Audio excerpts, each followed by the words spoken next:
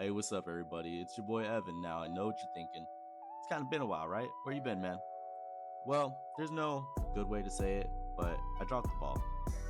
I should have been uploading, should have been updating you guys. I said that I would keep up with my phone, but clearly that didn't happen, and I have reasons for it. None of them are good enough for you guys, but I got my reasons, and I'll share that in an upcoming video. But I thought it would be better to start things off not by promising about how many videos I'm going to make and how I'm going to be more productive and more consistent. I'd rather just jump right into it with you. So, today's story comes out of Fresno County, my home. If you're not local, you may not know, but Fresno County passed a law to where no more than 6 registered sex offenders may occupy a single family house. Now, you may be thinking, how many registered sex offenders are we packing into these houses to make this a law? Well, you'd be surprised. This became such an issue that we had to pass a law about it. You had families being concerned that over 6 or more registered sex offenders are living near them, living near their schools, their churches, just overall bad situation. And you even have accusations that they have caused trouble in these communities. And there's a little bit of truth to that, and we're going to get into that. But that's actually not the story. What the story is that the sex offenders are fed up. They've had it with Fresno County. How dare you try to limit us and not allow us to occupy a house, packing it in like a clown car? No, they are suing Fresno County, saying that it is against their constitutional right to live and move and do all that. Well, we'll see about that. The county is showing no signs of backing down. So let's go ahead and get into it and see what the news has to say about this, and I'll provide some context to the situation after. 3 registered sex offenders in Fresno are now suing the county over a new law that limits how many sex offenders can live in one single-family home. The law took effect just 3 days ago. It prohibits more than 6 registered sex offenders from living under one roof. The 3 registered sex offenders now calling the law unconstitutional. In their lawsuit, they claim it conflicts with state law and violates the California Constitution. We ask that the court issue a judgment declaring that this ordinance is preempted by state law and violates the state constitution. Eventually we believe we will be successful. We're not requesting a temporary restraining order at this time. The ordinance imposes several restrictions, including prohibiting a property owner or responsible party from allowing more than 6 registered sex offenders to live in a single-family home, limiting such homes to no more than 6 beds, and preventing more than 6 unrelated people from living together in a single-family dwelling occupied by 1 or more registered sex offenders. So this is an important piece right here, right? So, because of this ordinance, if you have registered sex offenders in the house, you're not allowed even more than 6 beds. This is specifically targeting that halfway house market. This is where you're primarily running into this. For those that don't know, sex offenders have pretty poor habits, not just with their own impulse control, but when it comes to holding down a job, when it comes to being a functioning member of society. It seems to me that these people have a lot of issues going on, right? So they end up in these halfway houses, they end up in treatment centers, and then you end up finding out that now you have over 15 registered sex offenders all in your treatment facility. That's how you end up in these situations. So by doing this, it really limits the amount of people a treatment center can have. In principle, I think this is a great law. In practice, it does open up a larger conversation about how do you handle these people? Because you want to be able to treat as many people as you can when it comes to drugs and alcohol. You want to get that out of people's system and get them functioning again. But you also just don't want more than a dozen registered sex offenders in your community. Hell, I would even say that 6 in a single house seems like mind-boggling. I couldn't fathom that, especially if I have kids and they're living nearby and I want them to be able to walk to school or walk over to the store. I couldn't fathom it. The 12-page lawsuit alleges the board's ordinance violates a sex offender's right to live, work, and move in the state. The county, though, is standing firm, saying this ordinance is about public safety. We've initiated very serious penalties if they continue to do this, and they know that we're very serious about it. That's why they got this advocacy group for sex offenders to file a lawsuit, but it will not intimidate us. It's legal, it's constitutional what we've done, and as I said, we're going to protect our residents no matter what threats or lawsuits come our way. That's what I'm talking about. That's my goat, Gary Bredfield, best county supervisor in the world. Yeah, but I mean, we got some pretty good ones. You know, we got Nathan Magzik, we got Buddy, and they're great guys. But as you know from previous videos, Gary Bredfield, that's my goat. He doesn't hold nothing back. He's about his constituents. He's about his work. Now, the first hearing is set for July, but for now, any person violating the ordinance may face a fine of $1,000 or jail for up to 6 months. All right, time now is... So there you have it. That's the story with the registered sex offenders that are now teaming up together to sue the county of Fresno. Well, let me provide you some context into how this whole thing even kind of started. So, about 3 months ago, you had this story break out. Eyewitness News investigates. Do you know if a registered sex offender is living next door? When the answer turned out to be yes, it was a shock for neighbors in one of the best-known communities here in the Valley.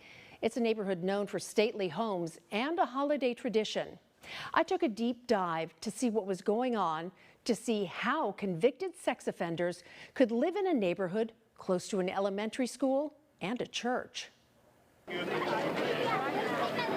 Fresno's Christmas Tree Lane draws more than 100,000 visitors every year. Just 2 blocks away from the trees filled with colored lights are 2 homes where multiple registered sex offenders live. The homes sit next to each other at Gettysburg and Palm in the old Fig Garden neighborhood. One of the homes was the scene of a shooting on a Saturday night in August. Investigators say a woman... So not only is this place packed with a bunch of druggies, alcoholics, and sex offenders, you got shootings coming out of these houses. These houses are plagues on these communities, genuinely. I have a bleeding heart for anyone dealing with illness, anyone that's dealing with addiction. I really do. But at a certain point, you have to realize that your poor decisions does not entitle you to a comfortable life or a practical one, even at that. You've created the circumstances in which you live in now. The fact that you're struggling to find a place to live and struggling to find a living, these are the results of your actions, and the community should not suffer for it. Random families who have nothing to do with you should not suffer for it. Woman broke into the home, opened fire, injuring one of the registered sex offenders who lives there. The person did go to the hospital, but we believe they're going to be okay. Investigators say the woman charged in the shooting was targeting a man she believes abused her family member. It was a reminder to neighbors that there were convicted sex offenders living nearby, and it led to a discussion on the social media platform Nextdoor. So, let's just make the disclaimer. Don't be a vigilante. Don't take justice into your own hands. That's horrible. It's so horrible that one of these offenders harmed your family. I really do feel for that woman. I genuinely do. But when you take actions into your own hands, you're only hurting your family because you're going to get put away and they're going to be without you. And you don't deserve anything that could come of you while in prison. You don't deserve to be there. So please, please don't take the actions into your own hands. Do everything you can to raise the issue other than what's illegal. There's quite an uproar on Nextdoor. There's an uproar in the neighborhood. People are talking about it. They're very concerned. And so here we are. Beverly Rain lives about a block away from the 2 homes that are run by the Centers for Living, owned and operated by John Coyle. The organization's website says they provide a safe, sober, and empowering housing environment for people who are displaced. But Beverly and other neighbors say the homes have made the area unsafe, and the Fresno Sheriff's Department has responded to many calls from inside the homes. There have been problems from day one, and it is now years down the road. There have been incident after incident after incident, and no one told us that we have registered sex offenders there. and not just one. She says the neighbors were under the impression that the homes are sober living facilities treating alcohol and drug addiction.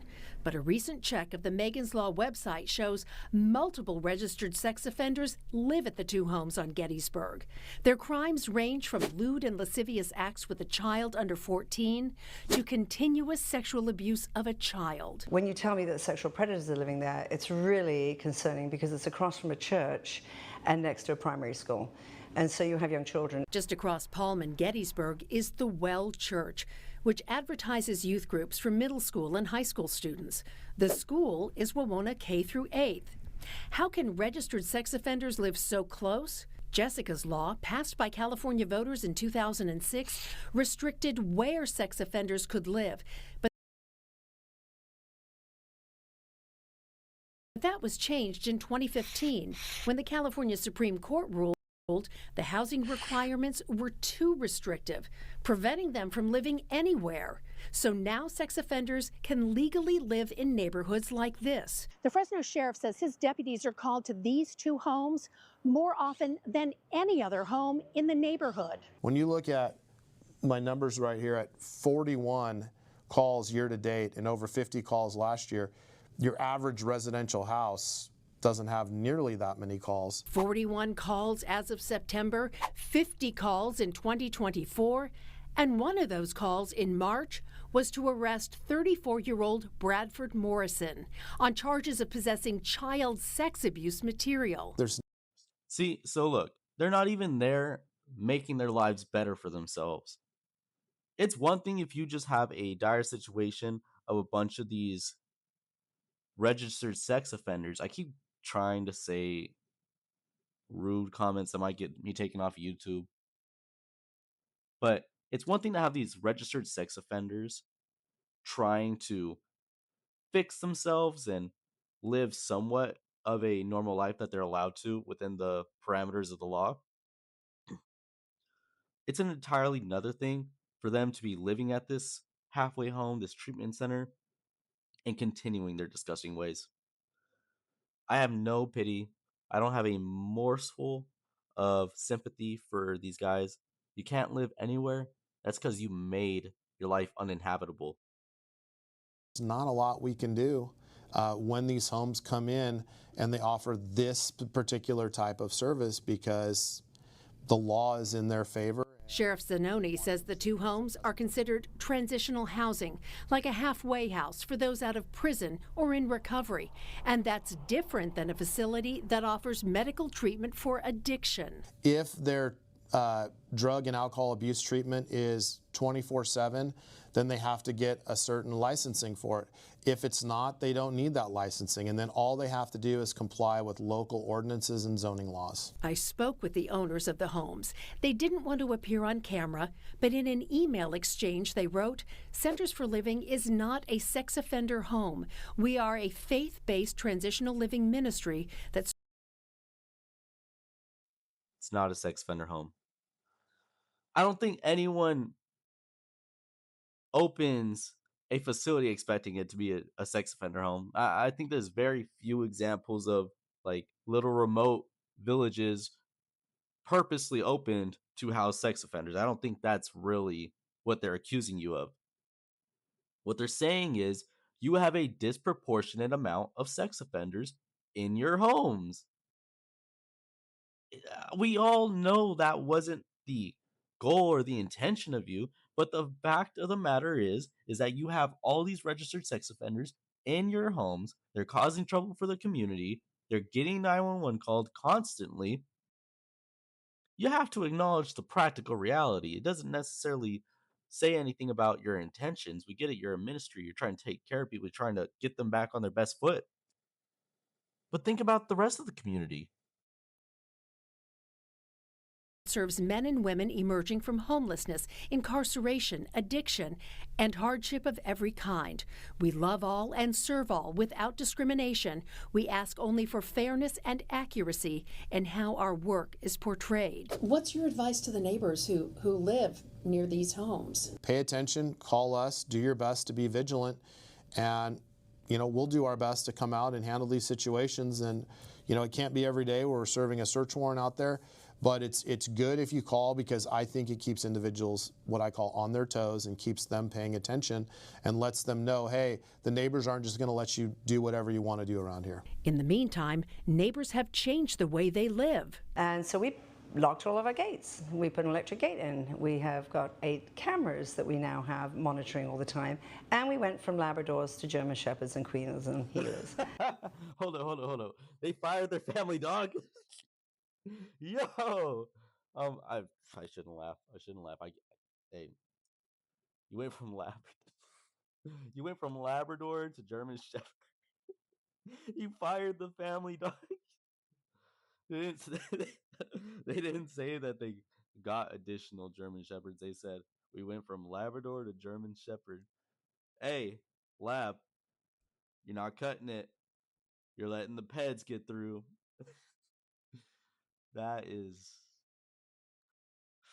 That's wild. I'm sure she's just like saying it as like one of those things that's like we went from living a very calm and normal life to living one of security, one where we're constantly have to watch our back. But it's just the idea of it was very funny to me. Fresno County leaders are looking at issues at the 2 homes in Old Fig Garden, and they are considering changes to local laws to address the neighbors' concerns and also increase safety in neighborhoods that have these transitional housing facilities. We'll have that story for you tomorrow night right here on Eyewitness News. So there you heard it, right? The community had aired out its grievances with these halfway homes housing all these registered sex offenders. And the county heard, and the county responded. That's how we came to this development. Fresno County is now a step closer to restricting the number of sex offenders who can live in one home. The Board of Supervisors announced the measure yesterday and unanimously approved it during the first of 2 hearings today. Action News reporter Carrie Mannix joins us now live in the studio with the heated exchange before that vote. Carrie? Margot, during today's board meeting, Old Fig Garden residents complained specifically about a local nonprofit that houses registered sex offenders. The leader of that nonprofit argued they're actually making the community safer, but one supervisor made it clear he doesn't agree, lashing out with profanity. I think we know it I think is. it's very important when people sling to call, and I think, Mr. Coyle, you sling a lot of. Fresno County Supervisor Gary Bredefeld What a had no dog. kind words for Centers of Living CEO John Coyle Tuesday. The leader of the nonprofit was asking the Board of Supervisors to reconsider a measure that would restrict the number of sex offenders living in one home to 6. Stable and supervised housing reduces risk, homelessness increases it. This ordinance causes homelessness and eliminates the accountability that we provide. Centers for Living operates multiple homes in Fresno County to reintroduce the homeless community into society. Coyle's wife and co-founder says of the 1,200 people they've served, 260 of them were registered sex offenders. And you don't see an issue with that? You don't see an issue with the concentrated amount of sexual degeneracy that's going on in your homes? I said that very weird. Sexual degeneracy. I'm literate. But you don't see the issue with that and why other people may have issues with that? I get it. You're running a nonprofit. You're trying to take care of people. Think about the family that's their first home they bought. They can't exactly just uproot their lives, finding out after the fact that you have a house full of pedophiles. You even heard from the last story. The lady did not know that this house had all these registered sex offenders. She was under the belief that this is just a sober living house. This is a place where people go to heal their addiction. And then she found out that there's a high correlation with these people and being a registered sex offender. She spoke about one of the neighborhoods facing scrutiny. My husband and I actually personally live on the property above the garage on one of the Gettysburg properties. This is not a distant oversight. This is a daily, hands-on responsibility in the same neighborhoods where we live. Don Coyle added that at least 2 managers are on site 24/7, but their neighbors say it's not nearly enough. I've witnessed their supervision of these guys walking through the neighborhood, catcalling at various women. I've personally seen that. Still, the Coyles say providing stability to everyone they serve helps limit the risk of reoffenses. They also denied the county's claims that they've regularly had more than 6 sex offenders living on their properties at one time. But Bredefeld didn't buy it. Socioeconomic factors. Oh, wow. So now we're saying that about registered sex offenders. Now we're saying that about pedophiles. You don't understand. If we don't house the pedophiles, they're going to continue to rape us. They're going to continue to rape other people. We could just throw them in prison. We could just isolate them from society instead of catering to them at the cost of the community. There's that option. Let's see what my goat has to say about it. Enforcement officers have come in there, and there have been many times more than 6. So that's a bunch of crap, and what you sling is a bunch of crap. As for housing and these poor homeless pedophiles and sex offenders, I have a solution for the homeless crisis for them. They belong in prison. There's a home for them there. They belong in jail. John Coyle. My dog! I'm telling you, Gary. I'm telling you. The GOAT. That's why he's the GOAT. I love this dog. I swear. If he ever ran for mayor, he's got my vote. He's got my endorsement. Hell, I'll be on the campaign. I will be canvassing for this man. No, I love Gary Bredefeld. He's always straight to the point. He talks from the heart, no matter how it comes off. Pushed back against Bredefeld's comments, saying he's witnessed reform firsthand. We did not cause this issue, nor did our residents. Yet some of the authors of this ordinance are responding to the opinions of a very small number of emotionally charged neighbors instead of facts. The board's next hearing. Yeah, get out of your feelings. Who cares that your kids are living next to a bunch of pedophiles? Get out of your feelings, dude. Look at the facts. Well, here's a fact for you. Sex offenses have some of the highest recidivism out of all the crime statistics. If you're willing to cross that threshold, there's a very good chance you'll do it again. I think that it's absolutely disgusting that they're trying to pass this off as a you problem. I think everyone has a right to feel safe in their community. And can you tell a family to objectively feel safe knowing that there are predators in their community? And not just like, I don't want to say normal predators because every predator is a creep, but they're child predators. Child predators. You saw the report. Under 14 years old. In the community with normal families, a church that does youth services, a primary school. Oh, but few people that just, they're emotionally charged. I got a newsflash for you. That's how anyone would feel. Anyone that's in their right mind, they would feel threatened by your presence. So that provides you the context of the whole situation. This has been an ongoing thing. And in my personal opinion, this has been one of the greatest reactions from the county. An issue was raised within 2 months. They began working on it and passing the law. But now their great hard work is being challenged by pedophiles, the registered sex offenders.